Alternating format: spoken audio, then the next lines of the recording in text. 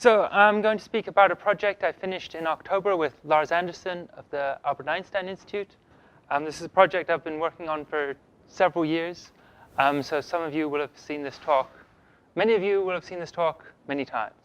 And so I'm going to thank the organizers for the invitation and apologize to the audience who's seen some of this more than once. There's students still here from the summer school, so hopefully this will also be comprehensible for them.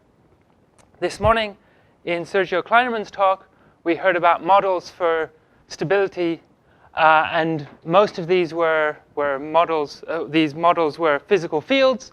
So we had the wave equation in the Christou-Kleinerman paper of 1989 on linear fields. They looked at the Maxwell field and the linearized Einstein equation. In addition to these three models, I find it useful to think about what's happening with null geodesics. So so then there's sort of four models you might think are instructive if you're thinking about stability problems. So the null geodesic equation, I think everyone with some background in geometry will be familiar with. There's the standard wave equation. The Maxwell equation is for not a one form, a two form.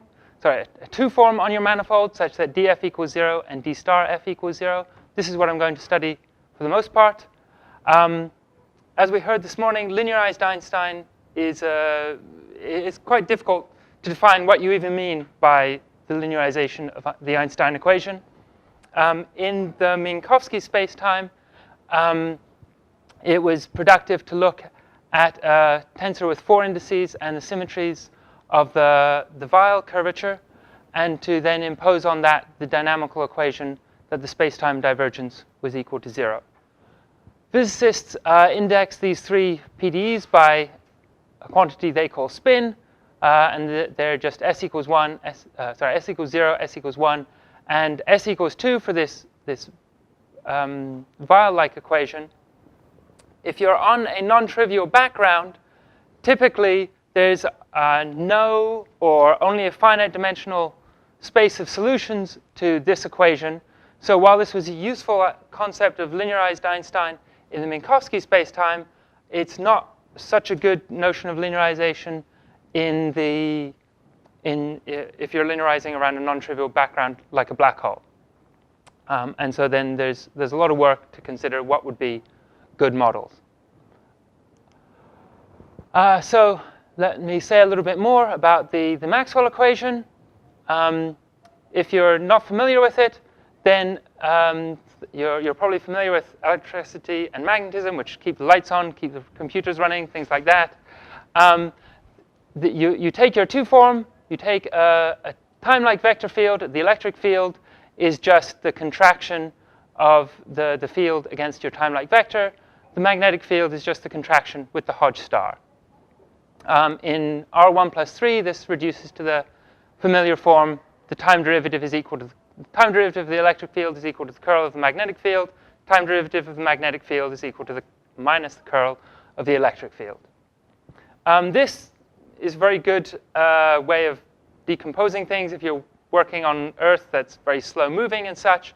If you want to sort of follow what's happening with the field as it goes to null infinity, then it's more useful to introduce a null tetrad with one outgoing null vector, one ingoing null vector, and then two orthogonal vectors like that, as we heard in the talk this morning of Seftel. Sorry.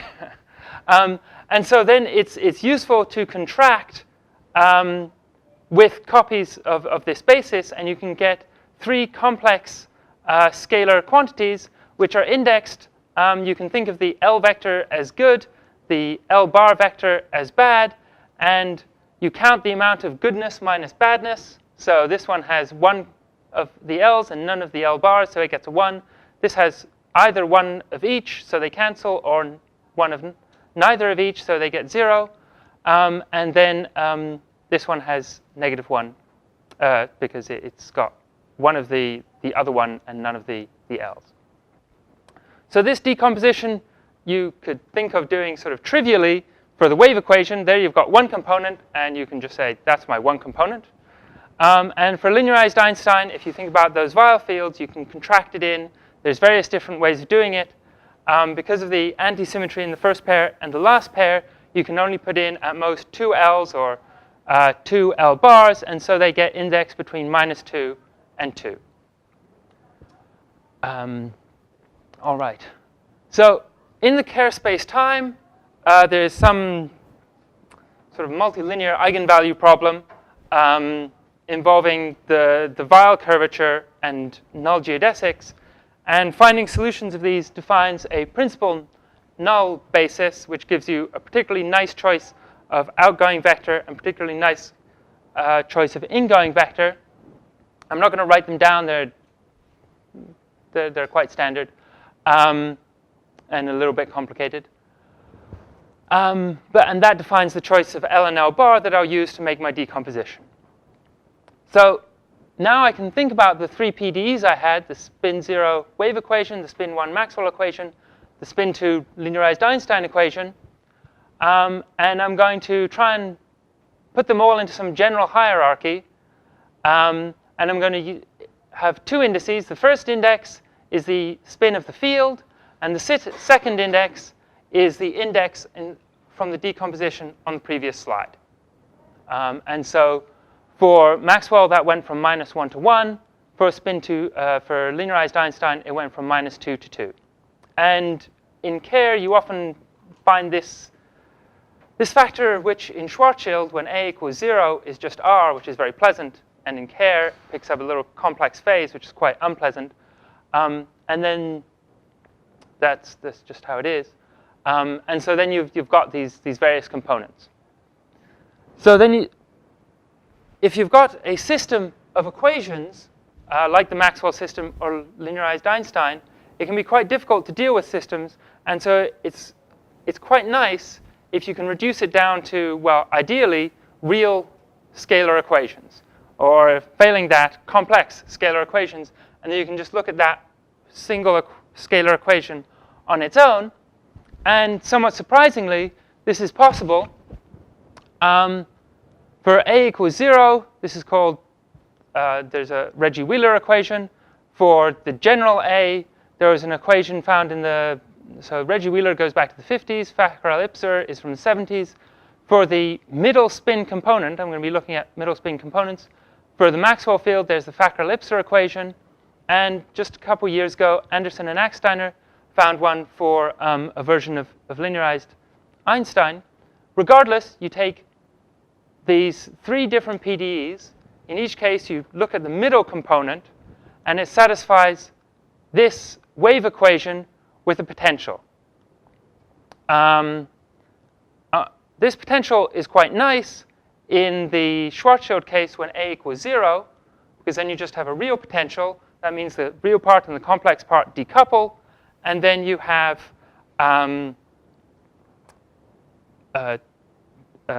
you just have a real equation for the real part, a real equation for the imaginary part, and you can study them separately.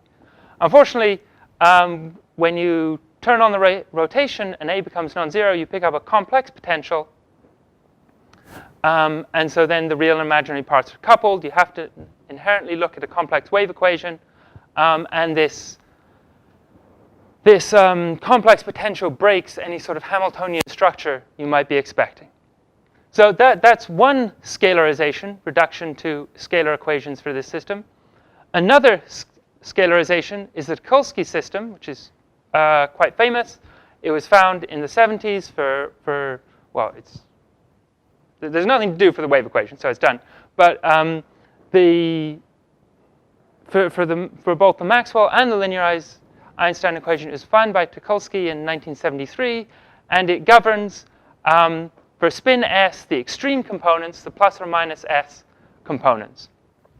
So this looks roughly like a wave equation. So the principal symbol will be a wave equation. But then there's first order and 0th order terms.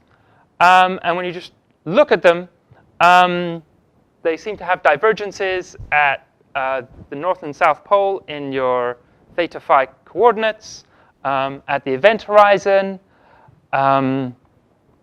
they have some other sort of complex factors floating about, which looks peculiar. And it's very difficult to see how you could use typical techniques of analysis on them. And it's hard to imagine that they have a conserved energy. But this is very famous. So when you hear about scalarizations of these equations, it's often discussed. All right. So let me say what sort of results I want to talk about. Here's what I call the energy and Morawetz estimate in just the simple Minkowski space.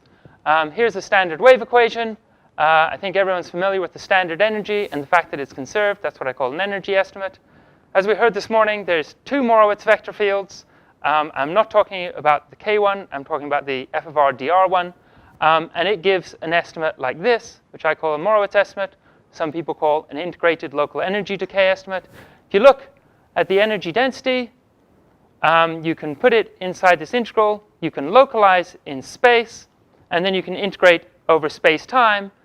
And even though the energy is conserved, because waves move out with roughly speed 1, this 1 over 1 plus x squared factor ends up looking like 1 over 1 plus t squared. 1 over 1 plus t squared is integrable in space-time. And so you get that this space-time integral is bounded by the initial energy. So if you're coming from a micro-local perspective, it's very common to localize in energy and not localize in space. And this does the reverse. It localizes in space, but it has no localization in energy. And this allowed people to use these sorts of estimates in nonlinear problems using the relatively unsophisticated techniques of the 60s and 70s. And so it's quite pleasant because it allows you to start using simple tools to solve difficult problems. So my goal is to prove an energy type estimate and a Morawetz type estimate for the Maxwell field outside a slowly rotating black hole. There are several obstacles to proving Morawetz estimates and energy estimates. First of all, there's an obstacle to proving the energy estimate. The DD in the Kerr space-time, the DDT killing vector is not globally time-like. It becomes space-like because it's not orthogonal to t equals constant surfaces inside the ergo region, which we heard about earlier. R equals R plus is my notation for the horizon, so it becomes time. It is not time-like near the horizon. And we'll see a little bit later on why this means that there's no conserved positive energy. So this is sort of an obstruction to getting a conserved energy. And then there's obstructions to the Morawetz estimate, which is that there's orbiting geodesics that just sit at a fixed r in the Boyer-Lindquist coordinates and rotate around the black hole. For every t, you can construct a solution which follows a null geodesic for arbitrary long periods of time, so that if you had a Morawetz estimate and space-time integral estimate with no loss at those orbits, then the integral would grow linearly in time, and so it would violate your estimate that was meant to hold independently of time, because the integral would grow linearly. So that argument about the null geodesics that follow, the solutions of the wave equation that follow null geodesics for arbitrarily long periods of time is originally due to Ralston, and there's recent work by Spacetime looking at it in the black hole case on Lorentzian manifolds. There's an additional problem for the Maxwell equation, and if you were to think about what a reasonable choice of linearization for the Einstein equation is, you could you could do a linear variation of the parameters a and m, and this would also lead to a similar problem, but it's a little bit harder to understand because we don't have a completely nailed down theory of linearized Einstein equations. But for the Maxwell equation, it's very clear that there are stationary solutions. So in this first part, we could pick a time and then choose a solution that stayed in a particular region without decaying for that length of time.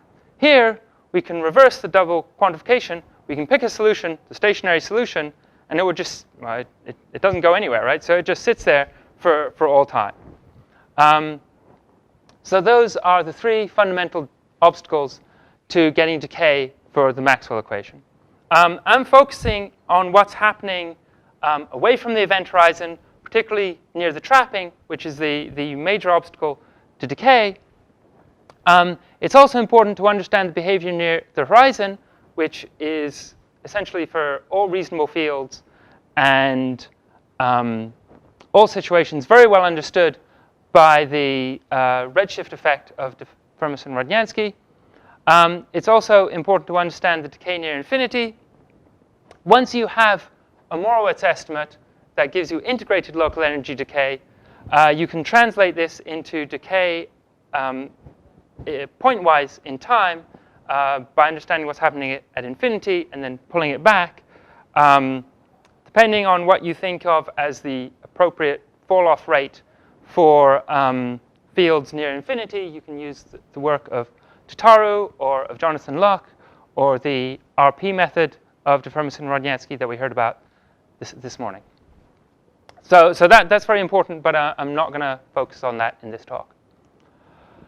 OK, so the method that I want to use, because this was the method that came up in the stability of Minkowski space, is the vector field method. For a PDE, you're going to have a stress energy tensor T alpha beta. I had 4 models starting with null geodesics and then my 3 PDEs. So let me start with null geodesics.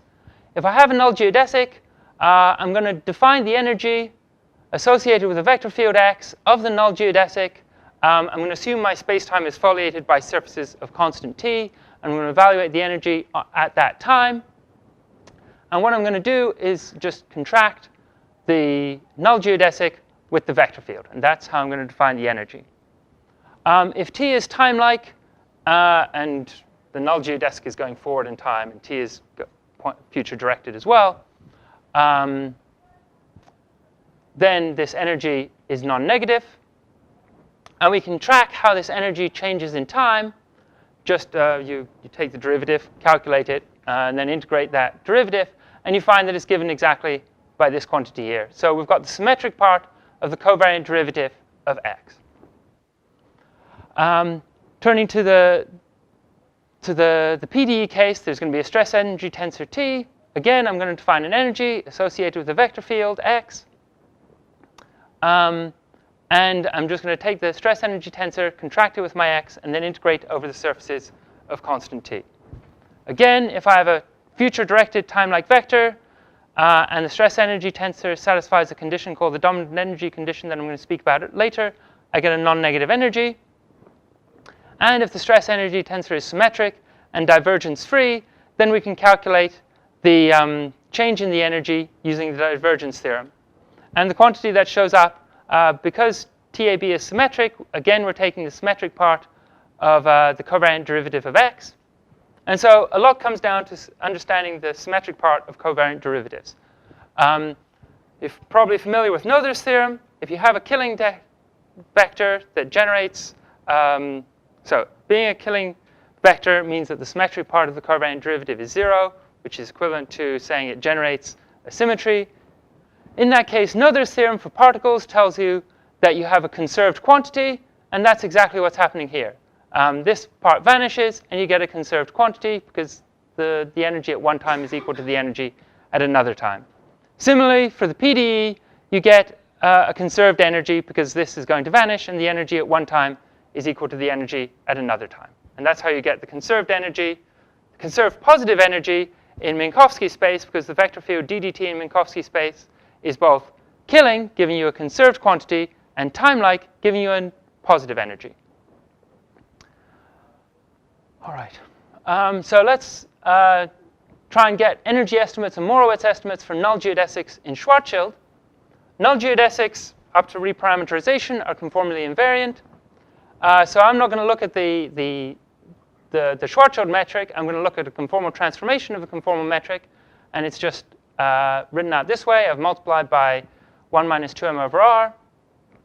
You see this potential, VL. And essentially what you have is a Newtonian problem. You contract against two copies of gamma dot. Because ddt is a killing vector, and because it's spherically symmetric, the contraction against dt of gamma dot is constant. The contraction here is constant times that potential, and so you get that the radial component of the tangent to the null geodesic, so dr d lambda, satisfies that its square is equal to some potential, and so then you can just do standard one-dimensional analysis. You've got a potential well. If the well is too low, then the geodesic just flies over it. If the well is too high, the geodesic just bounces off it. If the geodesic is just exactly balanced, then if the well is just exactly balanced at zero energy, then the geodesic can asymptote onto the peak of the potential. And that's exactly where the trapping is coming from. So we've got a time-like energy. We've got a conserved positive energy just for the same reason we did in the Schwarzschild case, because ddt is time-like and killing. So time-like gives us positive, killing gives us conserved. That's great. It's degenerate, but at the event horizon. But let's not worry about that, as I said earlier. Now let's look at to get a Morawetz type estimate. Let's look at the vector field A equals f of r dr, with f increasing and this vanishing at the maximum of this potential. You compute the Lie derivative. The Lie derivative is equal to minus 2 times the symmetric part of the covariant derivative. You just calculate that Lie derivative. You get a positive piece here. You get f and vl are both changing sign at r equals 3m. So this vanishes quadratically at r equals 3m, but otherwise has the good sign. And so you have that the change in the A energy is signed and non-negative like this, and the A energy is bounded at each time by the T energy, essentially because I'm going to take f bounded and dr star in length is bounded by the length of dt. So the T energy bounds those two. That difference using divergence, calculating using the formula, gives you this quantity, and so you get this space-time integral estimate. Well, it's just a time estimate, right? Because you've just got a geodesic and you don't have a spatial distribution as you would for a PDE. So the important thing to recognize here is that you have this monotone quantity, the energy associated with A. All right. So now let's try and think about how this works in Kerr. You've got dt and d phi. They're both killing. I already said dt is not time-like. And no combination of these two killing vectors is globally time-like. So we've got no positive conserved energy. Locally, you can find a linear combination of the two that is time-like. But if you go off in one direction, r towards infinity, r towards the event horizon, eventually it sort of tips over one way or the other too far and becomes no longer time-like. However, for A very much less than m, you can glue these two vectors together. So this is meant to be t chi is equal to that vector field. That's my definition. So I'm going to take some factor in front of my d phi, add it to dt when I'm near the event horizon. That stabilizes it and pulls it upright. And then somewhere I'm going to do a cutoff. And then for large r, I'm just going to take the vector field dt. And so this is time-like.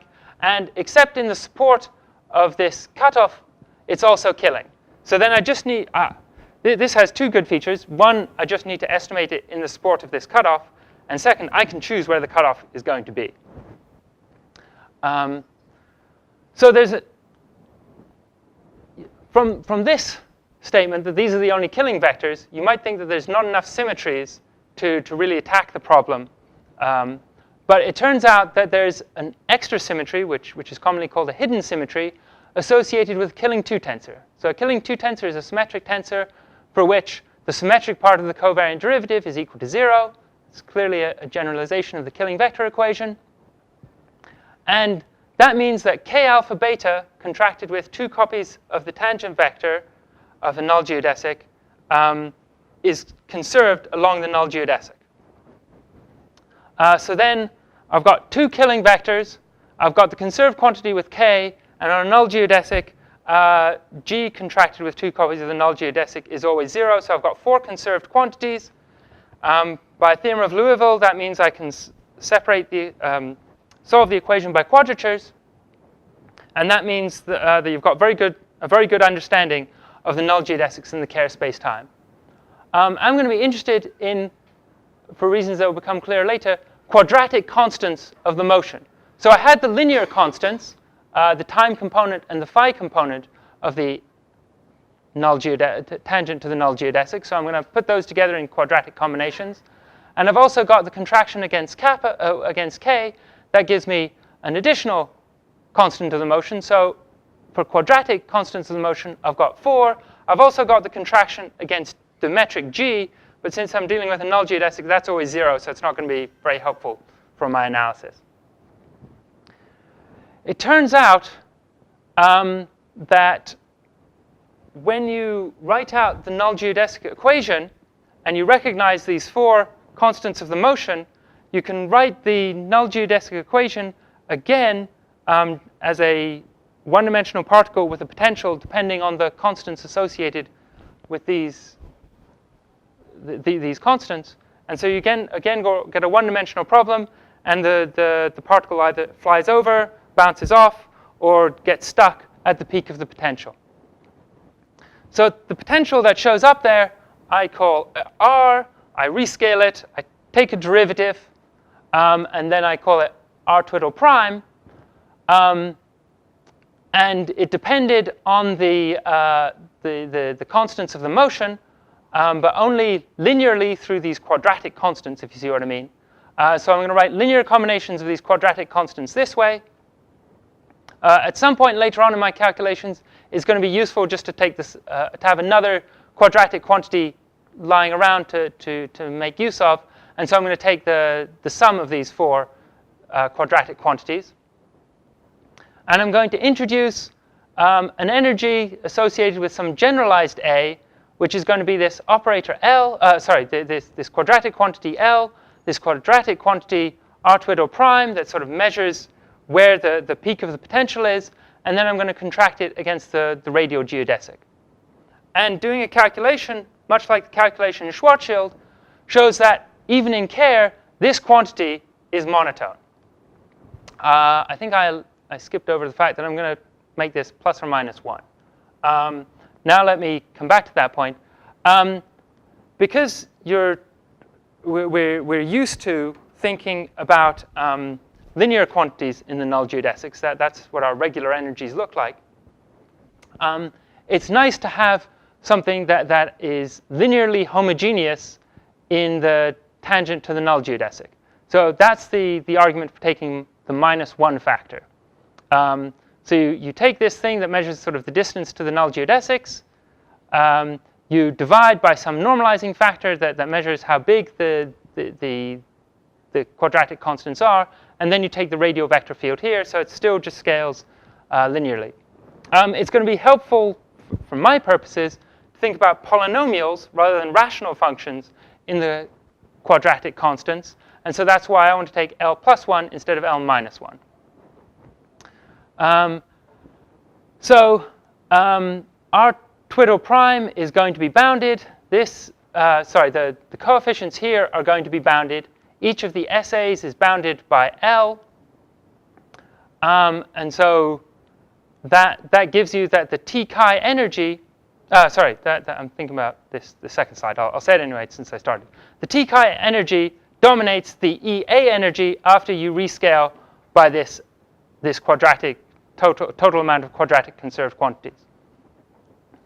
This T chi energy is not conserved because T chi is not a killing vector.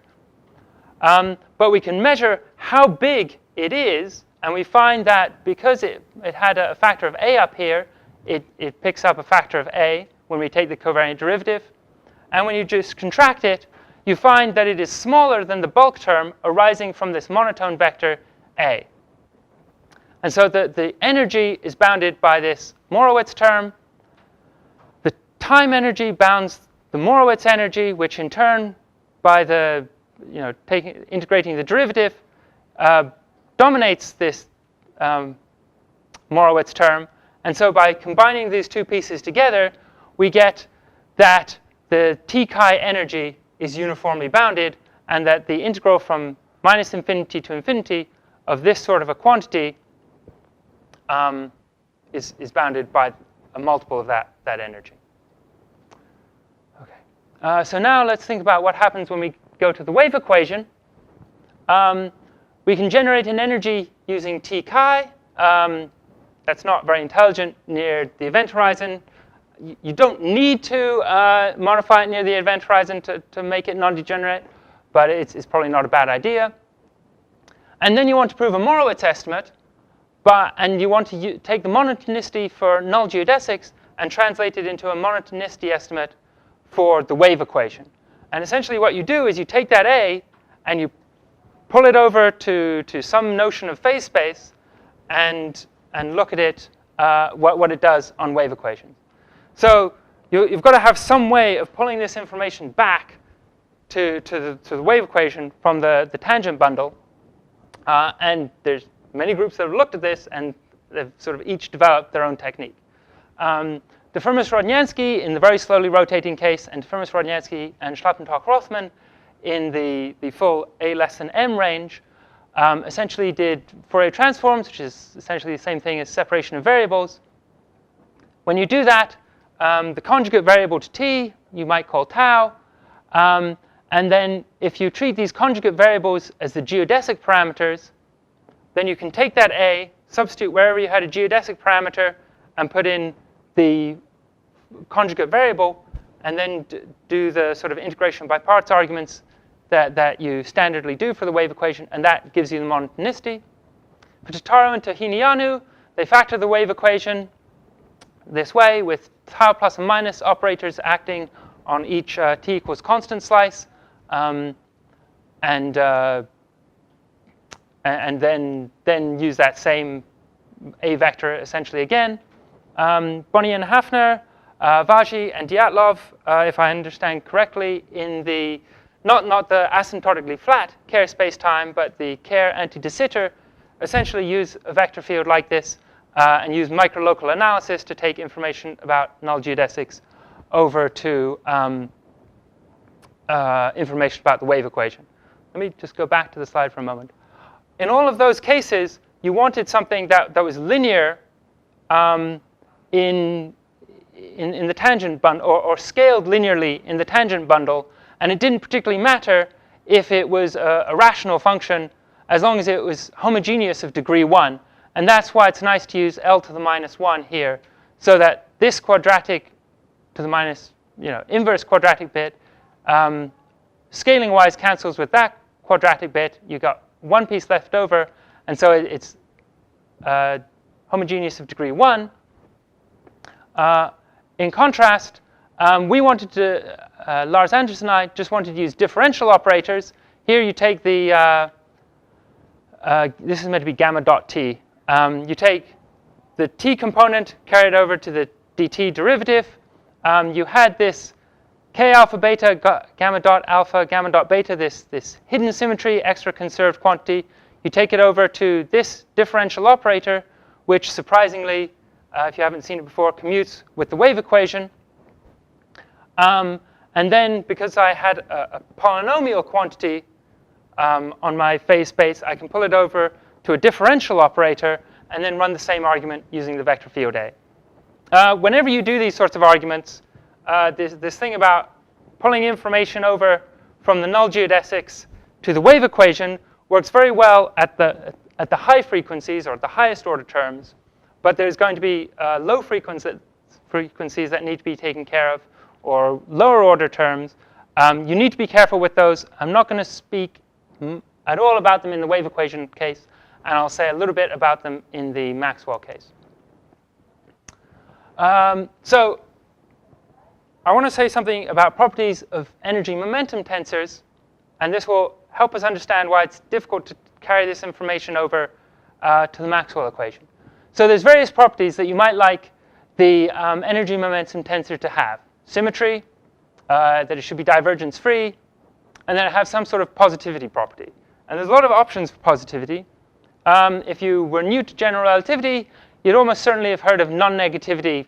You know, just that you take any vector field, you contract it with a stress energy tensor, and you give something non-negative. That's very simple. Something that's going to come up later is non-negativity modulo the metric. That there exists some L, which I'm going to call a Lagrangian term for reasons that, if you're familiar with the calculations, will make sense. There's some Lagrangian term such that for every x in the tangent space, once you subtract off the Lagrangian term times the metric, then against any vector in space-time, you get non-negativity.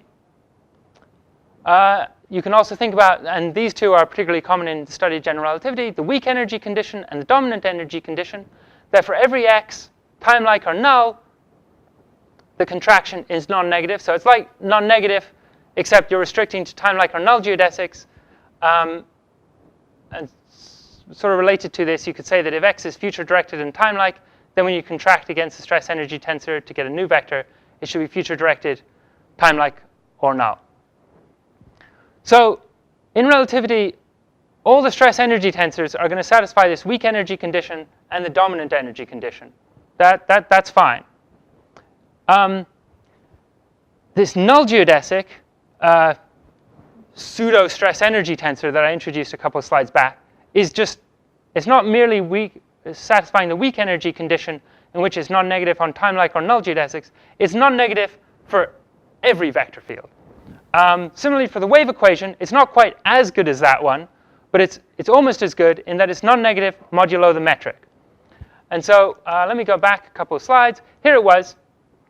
Here was my Lie derivative of the metric g with respect to a, that symmetric part of the covariant derivative that I'm going to contract against my stress energy tensor. And you can see that it's one vector with a positive coefficient and another collection of vectors with non-negative coefficients. And so when I contract it against my stress energy tensor, this is where, in my Morawetz estimate, my non-negativity is coming from. So let's think about what's going wrong or what's difficult with the Maxwell equation.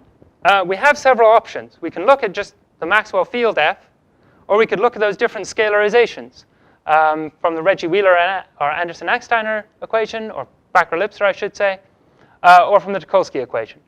So the problem is that if you look at just the Maxwell field F, that stress energy tensor is neither non-negative nor non-negative modulo metric terms.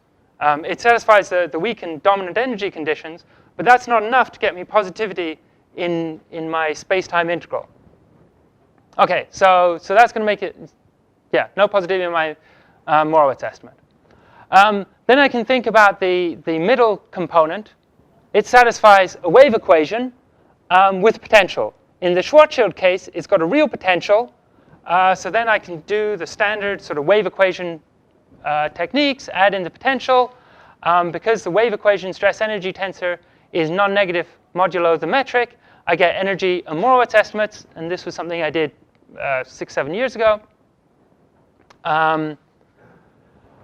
For the a not equals 0 case, it's much harder because you've got a complex potential, and somehow you want to put that in a wave-like stress energy tensor. And if you do, because you've sort of broken the Hamiltonian structure by putting in this complex term, T, well, maybe it has the positivity properties that I wanted, or positivity minus modulo small complex factors, but it's not even going to be divergence-free. And that means my bulk calculation is going to pick up different extra terms that are difficult to treat with from the divergence. You could try using the Tucholsky equation, but it seems to be a wave equation plus divergent first-order terms, so that would be very hard to treat, perhaps. So the strategy that we developed was to study both the Maxwell field and the Bacher-Lipser equation simultaneously. So let me say a little bit more about the Maxwell field and the stationary solutions. If you have a Maxwell field, you've probably heard of charge solutions, charge. So you can, if you have a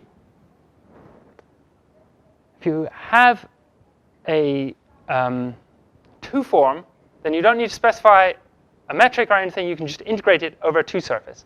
So if I have a two form, I can take its Hodge star. That takes two forms to 4 minus two forms, which are again two forms. And so I can integrate those over two surfaces. This is called the electric charge. That is called the magnetic charge. And because dF equals 0 and d star f equals 0, the surface can be deformed, and it doesn't change the flux through these surfaces. And so these charges for a solution of the Maxwell equation are independent of the surface that you choose, as long as they can be continuously deformed to each other. So in particular, if you have initial data, you don't even need to use all the initial data. You can just choose one surface and read off the charge there. And then you can look at these two forms, CE over R squared dt wedge dr in Schwarzschild. There's some extra factors of R to get things to normalize. Somehow the normalization in dt and dr cancels in Schwarzschild. So this is a charged static solution of the Maxwell equation with electric charge E and magnetic charge B. If you write it in those terms of those complex scalars I had before, it's all living in the middle scalar, and the extreme scalars are 0. You can see that these are spherically symmetric, which is very nice. Furthermore, because of the constraint equation that the Maxwell field be divergence-free and its Hodge dual be divergence-free on each 3 surface, these are the only spherically symmetric solutions. And that makes it very easy to project out the static solutions and only the static solutions. Furthermore, you have L2 orthogonality with the uncharged part. And the uncharged part, because it can't have any spherically symmetric component, starts at, if you did spherical harmonic decomposition, it starts at L equals 1. And so it has a lower bound like this, where the angular derivatives bound just the L2 norm. All right, in Kerr, you can write down the components corresponding to charged scalar field. You pick up this irritating complex piece again, and so that seems to be, well, it makes it hard to see. If A is very small, you might think that this is approximately spherically symmetric, if you had some reasonable notion of approximately spherical symmetry. It's not too hard to project out the charged solutions, because you can just go to your initial data, go to any sphere, read off the charges, construct this amount, just construct the static solution with those charges, and subtract it off. And so if you started with an F total, you can construct a new unindexed F, which is the original total minus the charged static piece. And these are the charged piece and the remainder after subtracting off the charged piece. They're no longer, well, I don't know if they're orthogonal. And part of me believes that if I found the right hypersurfaces, they would be orthogonal on those hypersurfaces with the right metric. I couldn't do that, but it's not too hard to show an almost orthogonality result. They were orthogonal when A was equal to 0, and there's just a small amount of inner product when you've got a slowly rotating Kerr black hole. Similarly, using some sort of argument like this, you can get a lower bound on the integral over spheres of the angular derivatives. Not exactly by 2 as before, but by some small amount that goes to 0 as A goes to 0. All right, so I've got 2 PDEs. The Maxwell field with its 4 components. It's 3 components, indexed from -1 to 1. And then that middle component that I've rescaled that satisfies a complex wave-like equation. So it turns out that the stress energy tensor is like the field squared. So energies associated with it are L2-like. So this is what energies for the Maxwell field look like. The stress energy tensor for the wave equation involves the square of the derivative of the metric. And so energies are quadratic in the derivative of the field. So that's what wave-like energies look like. That's what Maxwell-like energies look like. and I'm going to put them together, and I'm going to call this the bird norm. So the reason for this is that soldiers all move along in a row, whereas birds fly with the one in the middle ahead of the rest. This upsilon was the rescaling of the middle component. The middle component is one level of regularity ahead of the rest, and so that's why I call it bird norm. My co-author didn't want that in the paper. All right, then I'm going to look at some space-time integrals. They're going to have two sort of helpful, hopefully, indices on them. A field, either the Maxwell field or that rescaled middle component, and they're telling you what's being integrated. And then some index afterwards to tell you sort of what and where it is. So B f plus minus is just the space-time integral of those extreme components. The upsilon 0 is just the field itself integrated over space-time. And that's the same as the middle component integrated over space-time with different weights. So this could have been f0, because it's 0 for the middle component, Maxwell field, or it could be upsilon 0, because it's 0 derivatives on that solution of the wave-like equation. Then there's going to be upsilon r, which is the derivative of the radial derivatives of upsilon. We saw in the Schwarzschild case that you don't need to project out the radial derivatives. You don't need any degeneracy on that on r equals 3m. And it's the other derivatives that you need to worry about. So I'm going to break it up into a near and far piece. On the far piece, I'm going to introduce a cutoff near 3m. That's roughly where my orbiting null geodesics are. I'm going to project away from there. And then I'm going to look at the L2, the sort of weighted H1 norm away from the orbiting null geodesics. That's my B upsilon far. And then I need some extra information very close to the photon sphere near the trapping. And so that's where I introduce this B upsilon near. And at this point, I can't just use differential operators. At this point, I have to use some sort of more powerful machinery. The one that fit most neatly with my understanding of things was to follow the Firmus-Rodnyansky argument of taking the Fourier transform in the various variables. Though I imagine it would work equally well with all the other microlocal or operator theory arguments. And then I know I can't get two derivatives near the trapping, but I'm going to have one derivative in L2 near the trapping. So chi near is localized near the trapping. I've got tau, which is essentially one derivative. And then I've done a cutoff in time from time 0 to t before doing the Fourier transform. And that's what allows me to consider it sort of on an equal leg with the other integrals from 0 to t. So then there's 5 estimates that make it all go together. There's the energy estimate for the Maxwell field.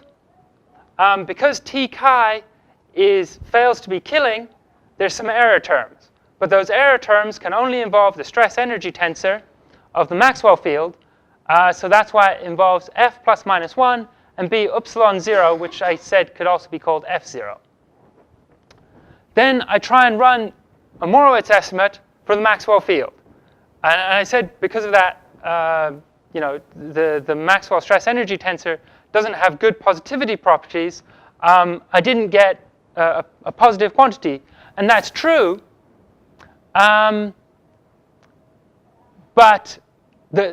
I do control the extreme components at the price of controlling the middle component.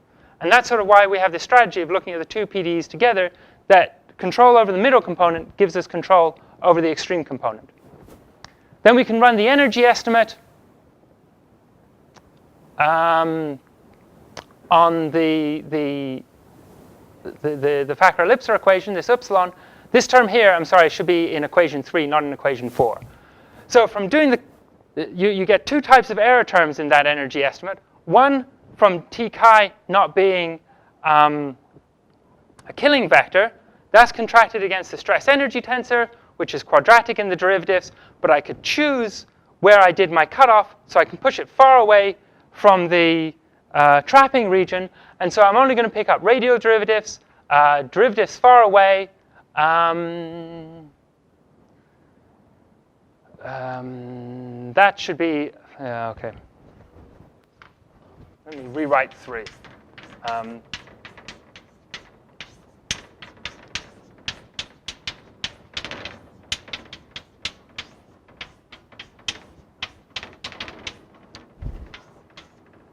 I get error terms far away, so I've got B far. I might have some radial derivatives in there, but they don't care if they're near or far. And I've got some lower order terms, B epsilon 0. But I also pick up some terms that involve the failure of the stress energy tensor to be divergence free, and those look like the field contracted against one derivative, and that one derivative, I can't control where that's localized to, and that's why I also get B epsilon near. So in line 4, I run just the standard wave equation Morawetz estimate. The fact that I've not got a divergence-free vector field doesn't actually matter for the Morawetz estimate. It only mattered for the energy estimate. And then I run another Morawetz estimate with a refined vector field that's rescaled by a power of tau, and that lets me get more derivatives near the trapping.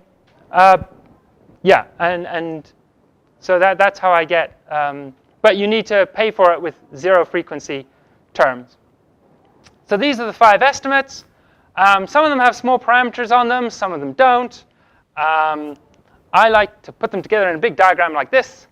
And if a term is controlled by some other terms, then those terms have an arrow going to it. If a term controls another term, then it has an arrow going from it. And to get the bootstrap argument to close, you need to make sure that all closed loops have a small parameter on them. And all the arrows going down have no small parameters on them. And all the arrows going up have a small parameter on them. And to have a closed loop, you need to go down and then up. So then you get a small parameter on everything. So that's how you get our main theorem, that if you have a solution of the Maxwell equation, you can separate the static part from the dynamic part. The dynamic part is again, a solution of the Maxwell equation. All the space-time integrals of the dynamic part plus the energy of not just the dynamic part, but the static plus dynamic part are bounded by the initial energy of the total field. So that's our main theorem. I want to say about some other projects that, not really other projects, other techniques that I'm thinking about, because I'd like to get this with just differential operators instead of Fourier transforms and such. So there's 2 ways that you could think about doing this. One, which I'm thinking about with Lars Anderson and Dietrich Hafner, is to use the Tucholsky equation. I said it has a lot of very bad properties before. We've started looking at it. I was hoping to speak about it today, but we've got rid of a lot of the difficult properties, but there's still a couple more, and strangely, they're all at the trapping rather than where you artificially see the divergences in the terms that you write down in the equation.